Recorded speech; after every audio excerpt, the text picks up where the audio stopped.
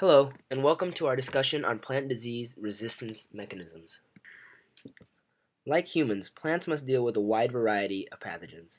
While humans deal with disease using a complex immune system composed of antibodies, white blood cells, T cells, lymphocytes, macrophages, etc., plants do not possess a true immune system like we do. However, they do possess a system that provides the same function but through different mechanisms. In these pictures, we can see the wide diversity in plant infections and diseases. However, the question remains, how do plants defend themselves against these kind of ailments? Now, you may be asking yourself, how is it exactly that plants are able to defend themselves from bacterial, fungal, or viral infections?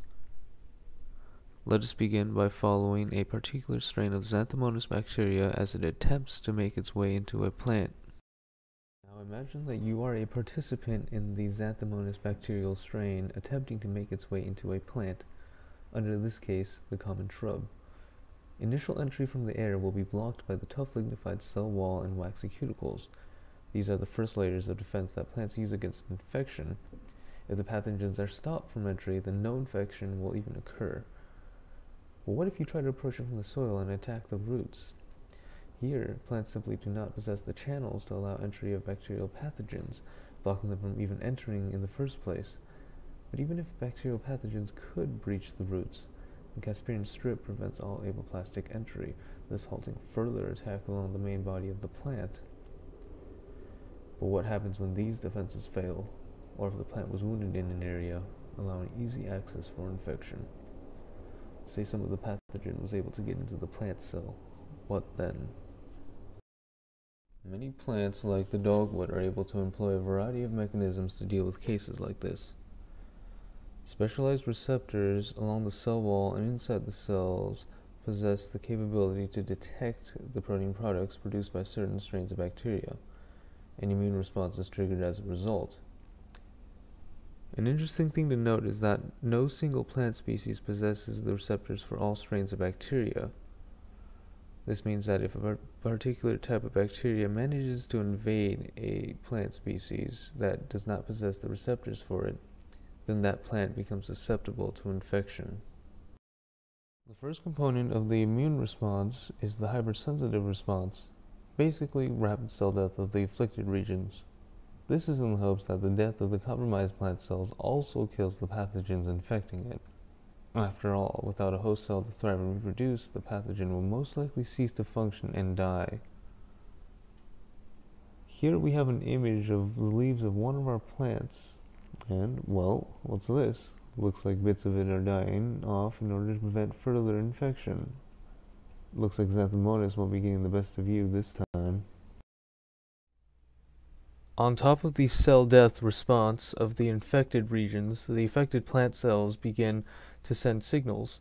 These signals travel via vascular tissue or through the air to other regions of the plant. Once these signals are received by specialized receptors, immune responses are triggered throughout the plant in preparation for possible infection. These responses include the production of certain molecules like phytoalexin, polyphenols, enzymes, and PR proteins to combat the pathogen, either by weakening or destroying the bacterial cells, and or affecting the metabolic and reproductive capabilities. Plant cells near to the area of infection may produce proteins to strengthen their cell walls, preventing further spread of the pathogen.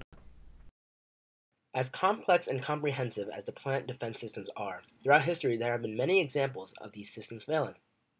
The failure of a plant to defend itself against infection has been proven to be quite detrimental not only to the plant species, but to any other species that rely on the plant as food. An example of this in human history is the Irish potato famine. In the late 19th century, 40% of the Irish population was dependent on the potato as the primary food crop. However, when a potato blight spread throughout Europe, the effect proved very detrimental to the Irish population. The blight caused the potatoes of the infected plant to be unusable as food. As such, almost 1 million Irish people died, and another million were displaced by the lack of food. That is why it is so important for humans to understand how plants fight disease.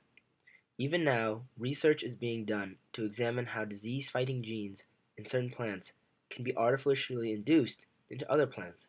The implication of this research is that the natural resistance certain plants have to certain diseases can be used to protect valuable crops from those diseases.